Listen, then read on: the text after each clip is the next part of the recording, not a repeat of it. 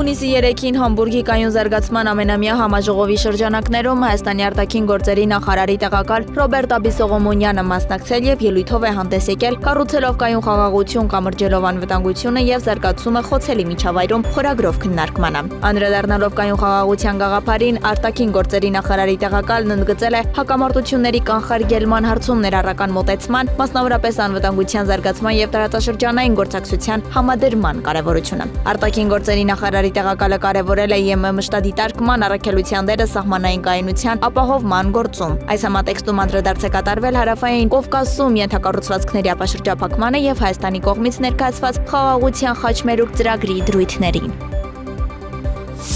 Հունիսի 3-ին Երևանում բնակություն հաստատած օտարերկրյա քաղաքացուն Կոմիտասի պողոտայում վազելով մոտեցել են դիմակավորված անձինք եւ փախցրել նրա դստերը։ Աղջնակին փախցրել էր նրա կենսաբանական մայրն իր ներկայիս ամուսնու եւ 2 այլ անձի հետ։ Ավելին մայրը նույնպես Երևանում բնակություն հաստատած օտարերկրյա քաղաքացի է եւ կասկած կա, որ առևանգողները երեխայի հետ կհատեն պետական սահմանը։ Նույն օրը Բագրատաշենի սահմանային անցակետում ձերբակալել են երեխայի մորը, նրա ներկայիս ամուսնուն եւ ելի մի օտարերկրացու։ Առևանգված աղջնակը նրանց հետ էր։ Հանգամանքները նախաքննությամբ պարզվում են։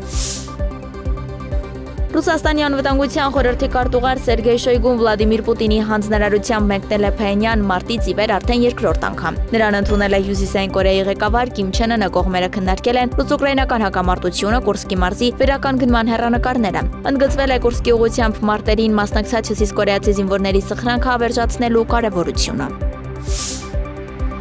Միացյալ Նահանգների նախագահ Դոնալդ Թրամփը հրահանգ է ստորագրել, որով արգելում է 12 երկրների քաղաքացիների մուտքը Միացյալ Նահանգներ, նշելով, որ այդ քայլը անհրաժեշտ է օտարերկրյա ահաբեկիչներից եւ այլ անվտանգության սպառնալիքներից պաշտպանվելու համար։ Որոշումը վերաբերում է Աֆղանստանին, Մյանմարին, Չադին, Կոնգոյին, Հասարակածային Գվինեային, Էրիթրեային, Հայիթիին, Իրանին, Լիբիային, Սոմալին, Սուդանին եւ Եմենին, իսկ Բուրունդիի, Կուբայի, Լաոսի, Սիերա Լեոնի, Տոգոյի, Թուրքմենստանի եւ Վենեսուելայի քաղաքացիների մուտքը մասնակիորեն կսահմանափակվի։